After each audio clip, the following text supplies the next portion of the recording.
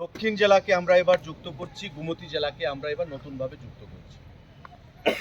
দক্ষিণ জেলার বেলোনিয়া আমরা 15 এবং 16 তারিখ নভেম্বর মাসের করেছিলাম। দুদিনব্যাপী কর্মসূচি হয়েছে এবং একটা ঐতিহাসিক রূপ নিয়েছে। পালাক পুচ্ছলের উপস্থিতিতে প্রায় 60,000-এর উপর ফুটফল 15 এবং 16 তারিখ দক্ষিণ জেলার বেলোনিয়াতে অনুষ্ঠিত হয়েছে। দক্ষিণ জেলার মানুষ এতটাই আপ্লুত ছিলেন, আমাদেরকে ধন্যবাদ জ্ঞাপন করেছেন যে বিগত 40 বছরের ইতিহাসে দক্ষিণ জেলায় এ ধরনের কর্মসূচি তারা কখনো চোখে দেখেনি, যেটা আমাদেরকে অনুপ্রেরণা জুগিয়েছে, শক্তি জুগিয়েছে আরও আগামী দিনে সেটাকে সামনের দিকে এগিয়ে নিয়ে যাওয়া।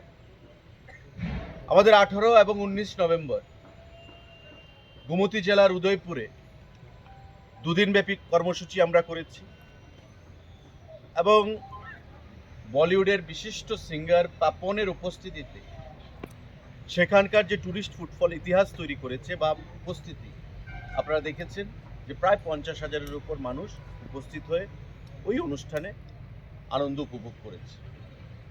দুদিনব্যাপী সেখানেও কর্মসূচি ছিল।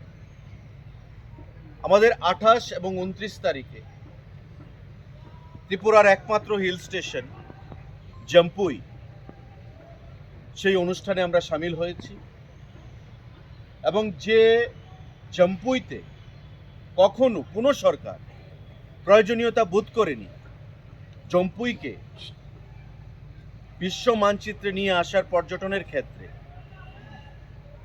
এবারকার প্রমোফেস্ট এবং গত বছরের প্রমোফেস্ট মিলে সেখানে ঐতিহাসিক সারা আমরা পরিলক্ষিত করেছি এবং এবারকার নতুন যে সংযোজন জম্পুইতে সেটা হচ্ছে যে ইডেন ট্যুরিস্ট লজ, যেটা জরাজীর্ণ অবস্থায় ছিল, সেই ইডেন ট্যুরিস্ট লজকে আমরা নতুন করে তার নতুনভাবে পথ চলা শুরু হয়েছে।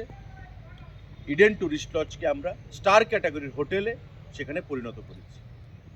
এবারকার ইউনিটি প্রমোফেস্টে জম্পুইয়ের কর্মসূচিতে আমরা সেই ইডেন ট্যুরিস্ট লজকে নতুন একটা রূপ, আধুনিক একটা রূপ আমরা প্রদান করেছি।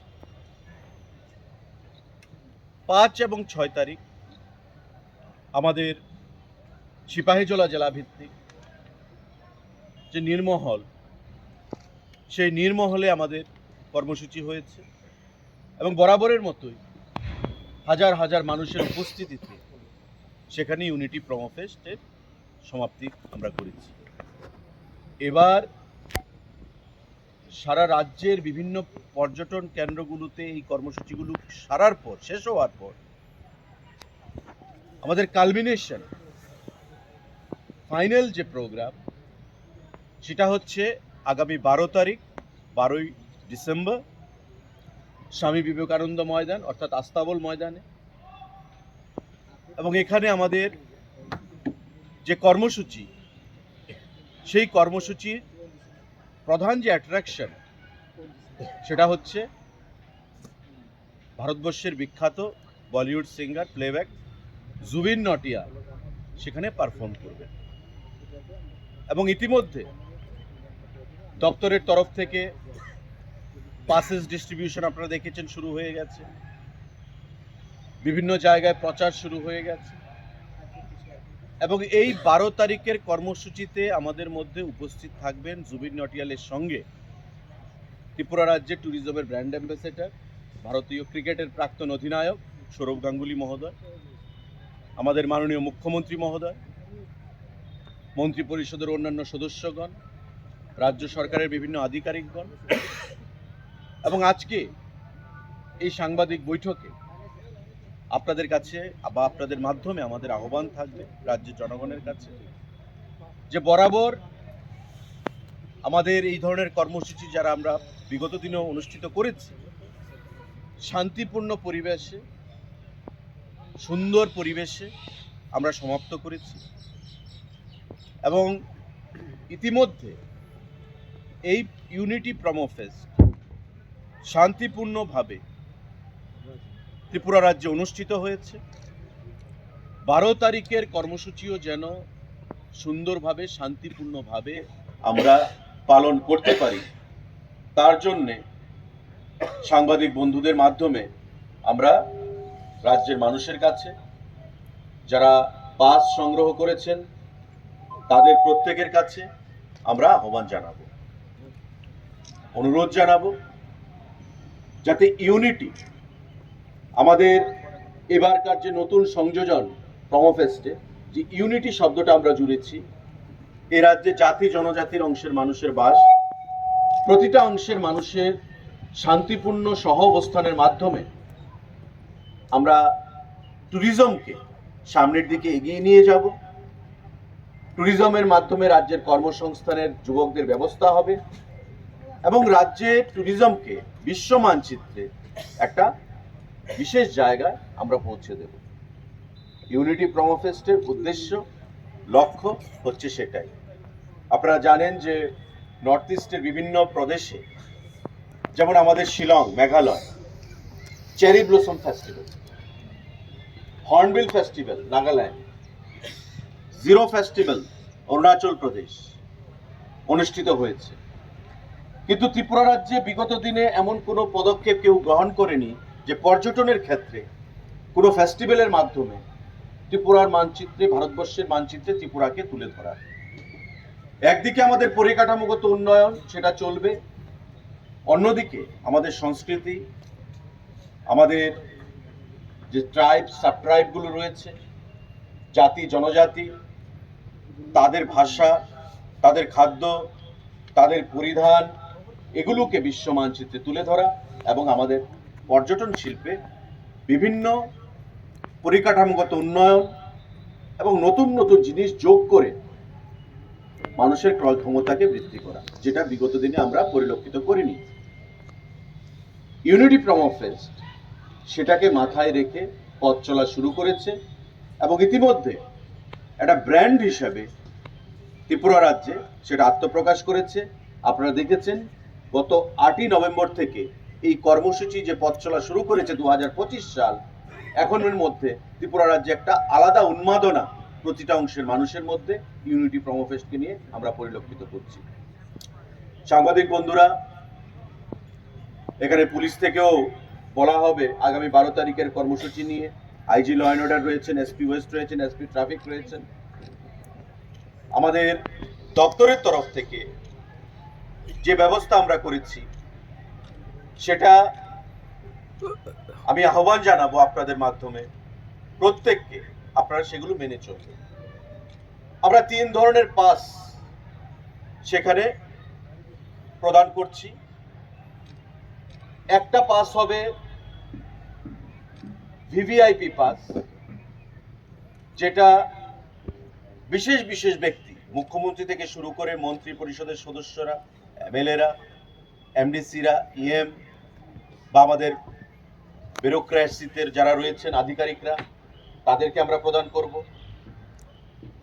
সেটা ভিভিআইপি পাস হিসেবে আমরা ট্রিট করছি। আরেকটা পাস থাকবে আমাদের ভিআইপি পাস, অর্থাৎ এই গ্রিন পাস। সেই পাসটা আমরা প্রদান করব বিশেষ বিশেষ ব্যক্তিদেরকে, আধিকারিকদেরকে, বিশিষ্ট ব্যক্তি যারা রয়েছেন। এবং আরেকটা পাস রয়েছে আমাদের এই পিঙ্ক কালারের পাস, যেটা সাধারণ কমন পাস, সাধারণ জনগণকে সেখানে প্রদান করা হচ্ছে, আগামীকাল পর্যন্ত প্রদান করা হবে। যারা ভিভিআইপি পাস গ্রহণ করবে বা নিচ্ছে, তাদের গেট নাম্বার হবে গেট নাম্বার 1, অর্থাৎ পরিবহন ভবনের অপোজিটে যে গেটটা রয়েছে পোলস্টার ক্লাবের পাশে, সেই গেট দিয়ে ভিভিআইপি এন্ট্রি সেখানে করা হবে। এটা হচ্ছে আমাদের ভিভিআইপি পাস, অরেঞ্জ কালার। এই অরেঞ্জ কালার পাস যারা হাতে থাকবে তারা এন্টাইটেল গেট নাম্বার 1 এর মধ্য দিয়ে মাঠে প্রবেশ করবে। আপনারা জানেন গেট নাম্বার 1টা কোনটা হবে। গেট নাম্বার 2 গ্রিন পাস, যারা ভিআইপি আমরা ক্যাটাগরি করেছি। গেট নাম্বার 2 এর মধ্য দিয়ে আপনারা যাবেন, অর্থাৎ আমি যদি নর্থ গেট থেকে রাধানগরের দিকে আসি, ব্রিজের দিকে ডান দিকে দুটো গেট হবে, গেট নাম্বার 2, এবং গেটের সামনে লেখা থাকবে যে গেট নাম্বার 2। দুটো গেটের মধ্যে গেট নাম্বার 2 হিসাবে ইয়ারমার্ক করা থাকবে। গ্রিন পাস গেট নাম্বার 2 দিয়ে, যারা গ্রিন পাস নেবেন বা গ্রহণ করেছেন তারা গেট নাম্বার 2 দিয়ে আপনারা মাঠে প্রবেশ করবেন। গেট নাম্বার 3, বাকি যে গেটগুলো থাকবে গেট নাম্বার 1 এবং 2 বাইরে, বাকি সবগুলো গেটকে গেট নাম্বার 3 হিসাবে চিহ্নিত করা হবে। অর্থাৎ বাকি সবগুলো গেটের মধ্যে গেট নাম্বার 3 হিসাবে লেখা থাকবে এই পিঙ্ক পাসের জন্য। অর্থাৎ যারা এই পিঙ্ক পাস নিচ্ছেন বা গ্রহণ করেছেন তারা গেট নাম্বার 3 দিয়ে আপনারা প্রবেশ করবেন। বিভিন্ন জায়গায় পুলিশের তরফ থেকে নো এন্ট্রির ব্যবস্থা থাকবে, এখানে পুলিশ থেকে বলা হবে আলাদাভাবে। আমি আপনাদের কাছে আহ্বান জানাবো যে আগামীকাল পর্যন্ত আমাদের পাসেস ডিস্ট্রিবিউশন চলবে। আগামীকাল 5টা পর্যন্ত পাসেস ডিস্ট্রিবিউশন চলবে। আপনারা পাসগুলো শ্বেতমহল থেকে, ট্যুরিজম ডাইরেক্টরেট থেকে আপনারা গ্রহণ করবেন। এবং ইতিমধ্যে যে সারা আমরা পরিলক্ষিত করেছি যে অতীতের সমস্ত রেকর্ডকে ম্লান করে দিয়ে এবারকার ইউনিটি প্রোমো ফেস্টের যে সমাপ্তি অনুষ্ঠান 12 তারিখে নতুন করে একটা ইতিহাস তৈরি হবে। কারণ মানুষ ইতিমধ্যে বিভিন্ন জেলায়, বিভিন্ন ট্যুরিস্ট ডেস্টিনেশনগুলোতে আমাদের যে ইউনিটি প্রোমো ফেস্ট আমরা সংগঠিত করেছি, যে রেসপন্স আমরা পেয়েছি এবং যে মোমেন্টাম তৈরি হয়েছে, তাতে মানুষ রাজ্যের বিভিন্ন প্রান্ত থেকে 12 তারিখ হাজারে হাজারে মানুষ এখানে উপস্থিত হবে এবং একটা নতুন ইতিহাস অপেক্ষায় আমরা রয়েছি। আগামী 12 তারিখ আমার প্রত্যেকের কাছে আহ্বান থাকবে যাতে শান্তিপূর্ণভাবে, সৌহার্দ্যপূর্ণ পরিবেশে, ভ্রাতৃত্বের মধ্যে, একতার মধ্যে আমরা এই ইউনিটি প্রোমো ফেস্টকে আমরা সমাপ্ত করতে পারি। সাংবাদিক বন্ধুরা, গতবার যখন আমরা প্রোমো ফেস্ট শুরু করেছিলাম, প্রথমবারের মতো বহির্রাজ্য থেকে 78 জন ট্যুর অপারেটর ত্রিপুরা রাজ্যে এসেছিলেন এবং এই 78 জন যে ট্যুর অপারেটর, তাদের সাথে মাননীয় মুখ্যমন্ত্রীর B2B মিটিং আমরা করেছি এবং এই 78 জন ট্যুর অপারেটররা যেমন মহারাষ্ট্র থেকে এসছে, উত্তরপ্রদেশ থেকে এসছে, রাজস্থান থেকে এসছে, হরিয়ানা থেকে এসছে, পাঞ্জাব থেকে এসছে, তেলেঙ্গানা থেকে এসছে, আন্ধ্রা থেকে এসছে, পশ্চিমবঙ্গ থেকে এসছে, কেরালা থেকে এসছে। এই যে বিশিষ্ট রাজ্যগুলো, দিল্লি, ওই প্রদেশ থেকে 78 জন ট্যুর অপারেটররা এসেছিলেন, B2B মিটিংয়ে উপস্থিত হয়েছিলেন মাননীয় মুখ্যমন্ত্রীর সঙ্গে। এবং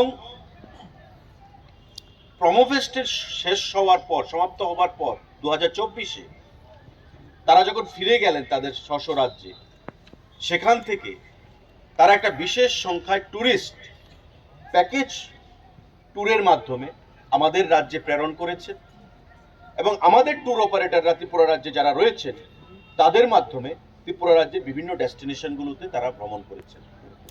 এবার আবার আমরা B2B মিটিং অনুষ্ঠিত করব। আগামী কাল থেকে ট্যুর অপারেটররা ভারতবর্ষের বিভিন্ন রাজ্য থেকে আসবেন। গতবার এসেছিলেন আমাদের 78 জন, এবার আসবেন 122 জন। এবং আমাদের 27টা রাজ্য থেকে সেখানে ট্যুর অপারেটররা আসবেন, প্লাস থাইল্যান্ড, ভুটান, আমাদের মায়ানমার অ্যান্ড মালয়েশিয়া, এই 4টে বহির্দেশ থেকে, ভারতবর্ষের যে প্রতিবেশী 4টা বিদেশি দেশ থেকে আমাদের ট্যুর অপারেটররা আগামীকাল সেখানে আসবেন ত্রিপুরা রাজ্যে এই ইউনিটি প্রোমো ফেস্টে অংশগ্রহণ করার জন্য। এটা ত্রিপুরা ট্যুরিজমের কাছে অত্যন্ত তাৎপর্যপূর্ণ, গুরুত্বপূর্ণ এবং অর্থনৈতিক দিক থেকে আগামী দিনে বহির্বিশ্বের সঙ্গে আমাদের ত্রিপুরা ট্যুরিজমের যে কানেকশন এই ইউনিটি প্রোমো ফেস্টের মাধ্যমে সেটা স্থাপিত হতে চলছে। কারণ গতবারের যারা ট্যুর অপারেটররা এসছেন তাদের রাজ্য থেকে ট্যুরিস্ট পাঠিয়েছেন। আমাদের রাজ্যের ট্যুর অপারেটরদের সাথে কথা বললে আপনারা সেটা জানবেন যে কত ট্যুরিস্ট এসছে বা কত অর্থনীতি তাদের সমৃদ্ধ হয়েছে বা আয় কত হয়েছে। এবার ভারতবর্ষের বাইরে আরো 4টি দেশ থেকে ট্যুর অপারেটররা আসছে, মানে আমরা এটা আশা করতে পারি যে আগামী 1 বছর ওই 4টি দেশ থেকে, মালয়েশিয়া, থাইল্যান্ড, মায়ানমার, ভুটান, ওই সমস্ত দেশ থেকে যে ট্যুরিস্টরা আসবে, একটা বিশাল সংখ্যা বিদেশি ট্যুরিস্ট আমাদের রাজ্যে সেখানে উপস্থিত হবে। তো এটা আমাদের কাছে বাড়তি পাওনা, এবং আমি আশা করব যে আগামী দিনে ত্রিপুরা রাজ্যে আমাদের যে প্রকৃতি দুহাত তুলে আশীর্বাদ করেছে, সেটা বহির্রাজ্যের বা বহির্বিশ্বের যে ট্যুর অপারেটর ট্যুরিস্টরা আসবেন সেটা তারা উপভোগ করতে পারবে।